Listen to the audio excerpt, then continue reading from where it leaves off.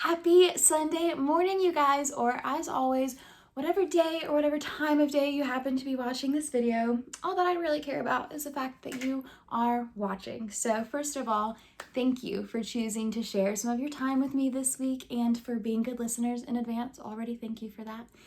And yeah, just thank you for being here and wanting to share some time with me as we continue our Lenten series about exploring our hearts and figuring out where our hearts are and learning about different elements of our hearts each week. So we are going to keep doing that, and I'm really excited about it. But before we jump into today's lesson, I know we do this every week, and the reason I do this with y'all might think it's weird, I don't know. But the reason I like to do this with y'all is I feel bad asking you to sit and just listen to me talk without giving you permission to move around and just be silly for a moment. So, like most weeks, before we start today's lesson, I would love it if you would all join me and stand up wherever you are.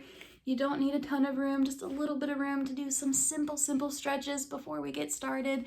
Let's move around, get some energy out before I ask you guys to be really good listeners for me. So, as usual, I would love for us to start by reaching your hands all the way to the sky and reaching. Feel that good stretch in your arms and your back. Reach as high for the sky as you can. And then once you get that good stretch in, we are going to go the opposite way and we are going to reach for our toes, and we're going to bend down and feel that stretch in our back and reach for your toes. Hey. Reach for your toes. And then once you've reached for your toes and you're feeling that good stretch, I want you to slowly stand up and roll those shoulders back. Feel that nice stretch in your shoulders. Maybe stretch your arms a little bit. You can do some freestyle stretching. Just keep moving around, getting our bodies ready for the day. And then my favorite part of getting active with you guys through video is this is the part where I like to remind y'all that this video, this space with me and y'all, me leading these videos and you guys participating, is a safe space. And whatever has happened this week, whether this week wasn't the best, whether this week was the best, either way, this is a safe space for you to put all of that down and just focus on learning and spending time with me right now. So if this was not the best week, or maybe you didn't sleep super well last night, or maybe one of your siblings was just kind of getting on your nerves this week, whatever happened this week, whatever negativity you feel like you might be carrying with you while you're watching this video, it's time to get rid of it, at least for a little bit. It's time to take that heavy load of whatever you're carrying and we're gonna set it aside. And the best way to do that, I feel, is through some wiggling. So I want you guys to wiggle with me. I am going to count to 10 and I want you to wiggle and I want you to shake, and whatever negative feelings you might be carrying from this week, I want you to just let them go through some wiggles. Okay, so I'm gonna count to 10. You guys just wiggle and just shake off any of that negativity or bad feelings you might be feeling right now. Okay, so on your mark, get set, let's wiggle. 1, 2, 3, 4, 5, 6, 7, 8, 9, 10.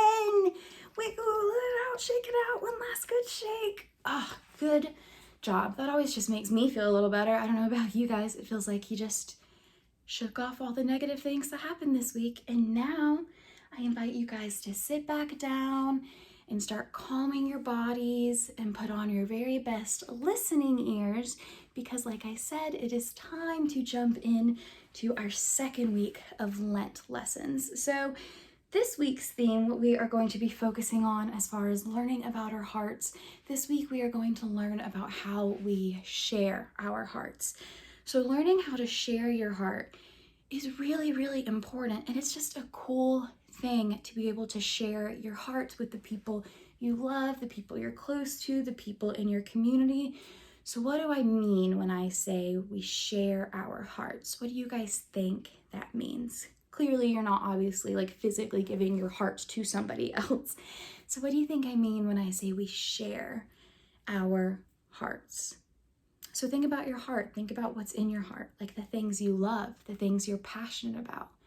So when we share our hearts, we're letting people know, hey, this is something I'm passionate about, or this is something that means a lot to me and something that I love, and I want to share that with you. So we are going to learn the best and healthiest ways to do that today and why that's pretty important. And we are going to learn through example of a story about Jesus when he was a little kid and an experience that Jesus and his parents had. So we are going to jump in this week. Again, this week's subject is learning how to share our hearts. Now, today's scripture that we are going to read is a little longer. So like I said earlier, do me a super, super solid favor. Put on your very best listening ears for me, and let's read this story so that we can learn something from it. Okay, I'm going to read it to you.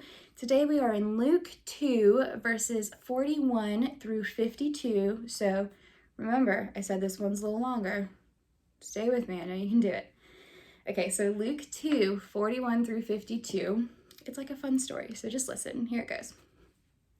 Now, every year, his parents went to Jerusalem for the festival of the Passover. He being Jesus, by the way. And when he was 12 years old, they went up as usual for the festival.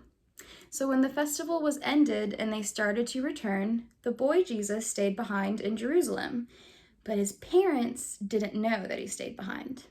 Assuming he was in the group of travelers, they went on a day's journey. Then they started to look for him among their relatives and among their friends.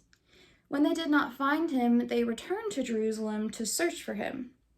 After 3 days, they found him in the temple, sitting among the teachers, listening to them and asking these teachers questions. And all who heard him were amazed at his understanding of the questions and his answers. When his parents saw him, they were astonished, and his mother says to him, "Child, you have treated us like this? Look, your father and I have been searching for you with great anxiety." Then Jesus said to them, "Why were you searching for me? Did you not know that I must be in my Father's house?" But they did not understand what he had said to them. Then he went down with them and came to Nazareth and was obedient to them. His mother treasured all these things in her heart. And Jesus increased in wisdom and in years and in divine and human favor. So what exactly is happening in this story, you guys? Let's unpack it a little bit. So it sounds like Jesus and his parents, Mary and Joseph, were traveling with a bunch of friends. They were in like a big group, a big community. They went to Jerusalem for a Passover feast. You can think of it, it was like this big party, almost like a big festival where everybody got together to celebrate the Passover. So his parents thought, Jesus was with them. And then they traveled all the way back to their home, which remember is like a day's journey. It takes a minute. And then they realized, wait, Jesus isn't with us. And then they went back to Jerusalem and looked for him for 3 days and had no idea where he was. Can you imagine how freaked out his parents must have been, not being able to find where Jesus was? But then they find him, and he's at the temple, talking to teachers and priests and learning and understanding what they're saying as a small child, which was like amazing to everybody. And then Jesus's parents were like, "Where have you been? We're freaking out. Do you not see how freaked out we are that we couldn't find you?" And Jesus's response was basically, "Well, why didn't you assume I'd be here? Where else would I go?" So that's kind of where we're at in this story. So let's talk about what we should be taking away from that story together. So first of all, what a gift it must be as a parent or any kind of caregiver to have a community that helps care for your child, to be able to just trust that everybody around you is looking out for your kid. I mean, that's what Mary was able to do in the community she lived in. Like, Mary could go to the park by herself because she passes the houses of 6 people she knew along the way. Or she could stop in someone's house on the way to the park if she skinned her knee, if she needed a drink of water, or even if she forgot the way and got lost. She could literally just knock on a friend's door and be like, "Where am I? Can you help me?" They lived in a very close community, and these families, they were all kind of like one big blended family. Like, each family helped take care of the other family's children. They really were this close-knit community. So yeah, that sounds like a gift. And also, what a gift to know that if your kid were to talk back to someone or to do something, you're going to hear about it, because everybody wants to make sure that your child knows what it means to treat people with respect. And what a gift it must be as a kid, even if it doesn't always feel like a gift, to know that wherever you go, people are looking out for you. There's going to be somebody there rooting you on. There's going to be somebody there ready to step in and offer kindness or correction or support or a sandwich if you're hungry, whatever you as a kid needed in that moment. How cool would it be to know there's somebody right there to meet that need? Because that's what it meant back then to live in community, to be a community. It was you helped everybody because that's just what you did. So, like we have learned, not everyone is lucky enough to have that kind of community as a part of their world. But Mary and Joseph and their children were lucky enough to have a community like that. So all of the parents decided to set out on this journey with their community, and they trusted that Jesus was somewhere in the crowd, that someone was looking after him, because that's what they did for each other. They trust the crowd enough to know wherever Jesus is in here, he's okay. Somebody is taking care of him. They knew he would be swept along in the movement of all the parents. They knew he would be guided back if he started to wander away from the crowd, that he would be fed at all meal times. Someone would make sure he was getting food. And he'll connect with them again at the end of the day's journey. That's what his parents were thinking, okay? He's in this crowd somewhere and he's getting taken care of. And at the end of the day, we will all reconnect and go home. But then the end of the day's journey came and they didn't reconnect. Jesus was nowhere to be found. Jesus doesn't connect with them at the end of the day. So his parents start asking around and nobody has seen Jesus. So Mary and Joseph, naturally, they're missing their baby boy. They start to panic. His mother, who from the very beginning has held him and treasured him in her heart, now can't reach out her hands to find where her son is. And I'm not even a parent, and I can't imagine how scary that must feel, how scared your parents must be when they aren't able to find you when they want to. So Jesus's community, the people who know his family and his home, his traditions, his tendencies, the people who sing his favorite song with him on the way to the temple, or the people that sit around a table with his siblings to celebrate Sabbath, they now can't identify the last place or the last time they saw him. This super close-knit community that Mary and Joseph always relied on, suddenly nobody can say the last time they saw Jesus. Nobody can say the last time they saw their son. So there are things even the people closest to Jesus don't know about him in this moment. So first, and most obviously in this story, the biggest thing and obvious thing is they don't know exactly where Jesus is right now, which is a problem for the parents. They literally can't physically find him.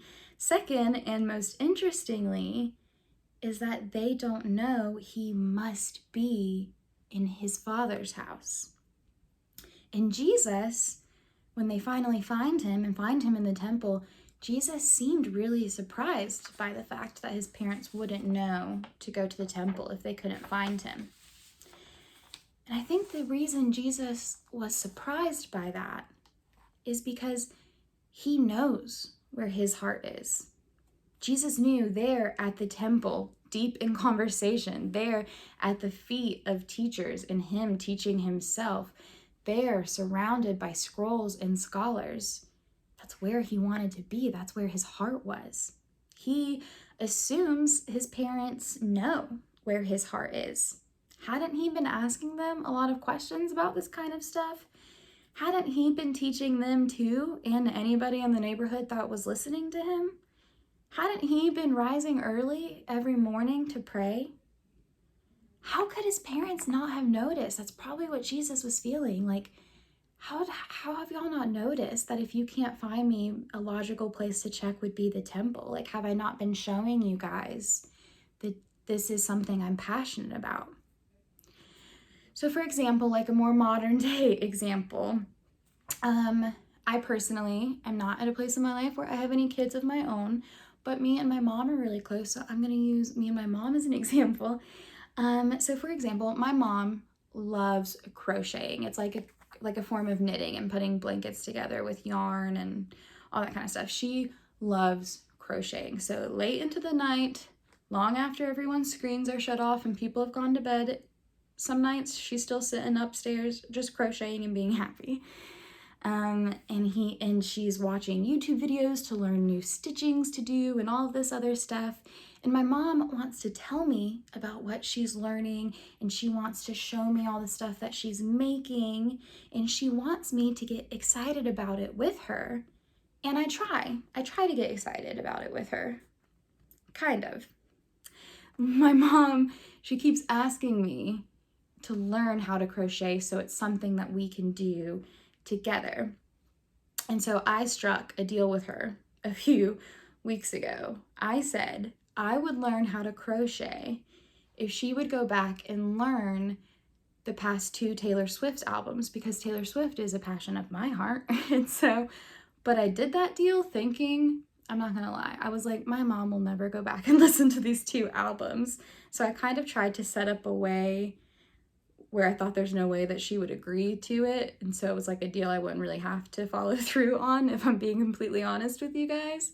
I thought she wouldn't agree to the terms of the deal, but then she did. So the agreement was she will spend time learning more about something I love because she wants me to join her in something that she loves. So yeah, are there things that me and my mom both know that we already enjoy doing together? Yes, we love watching bad reality TV together. We love cooking together. We love gardening together. We know we have a lot of common interests. She's my mom. And it's easy to share our hearts in those moments because it's stuff we have in common.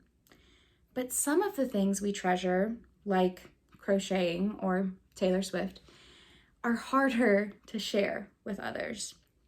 Maybe I'm not going to end up loving crocheting and putting blankets together. Maybe that's not something I'm going to really want to spend a lot of my time doing.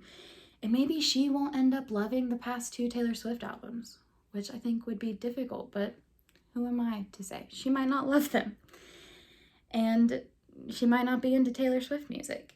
And even so, we are still going to try to meet each other's hearts halfway and still put in effort because we know it's something that the other person loves. So I wonder if when Jesus and his parents eventually did arrive home together after they found him, I wonder if Jesus maybe took his parents aside and said something along the lines of, let me tell you why I stayed behind, why I didn't follow the crowd home.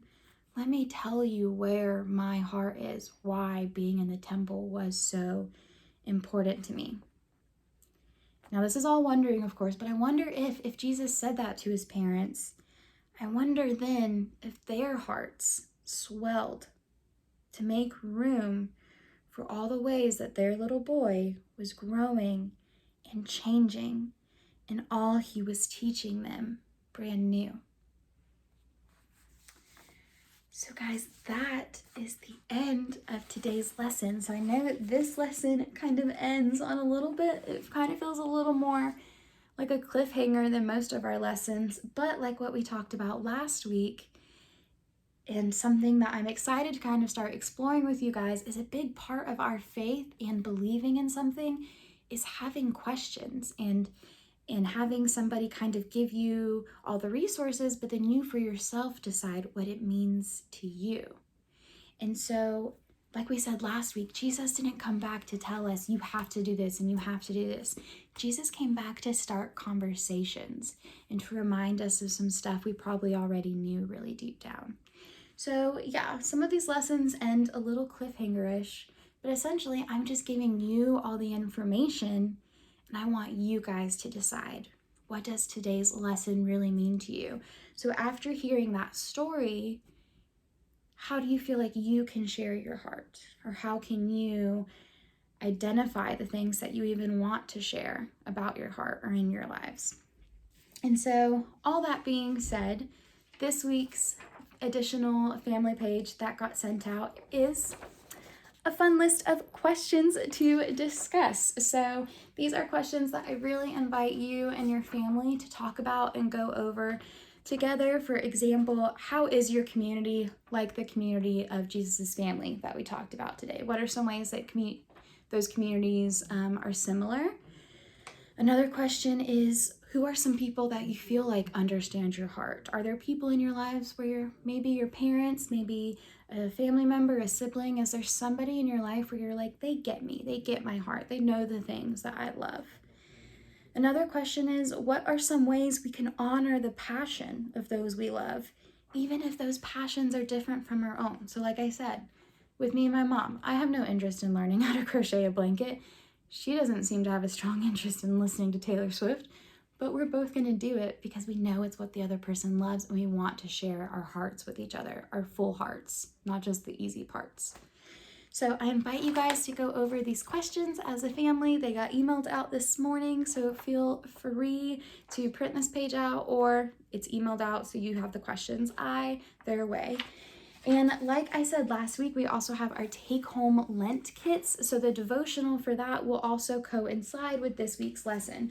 So if you have your take-home Lent kit, you are going to be talking even more in depth about how to share your heart and how to share the things that you are passionate about. And again, if you didn't grab a Lent take-home kit, we still have some. Please let me know if you want those crafts and activities each week, and I will make sure it gets to your house. In the meantime, like I said, I know we're kind of starting to really encourage you guys to ask questions and form thoughts of your own, not thoughts that people tell you to believe.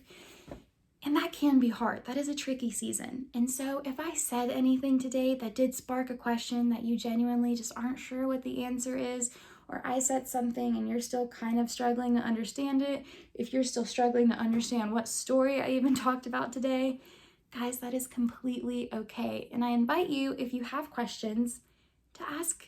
And I might not have the answers, but I'm going to help you find whatever answer you need.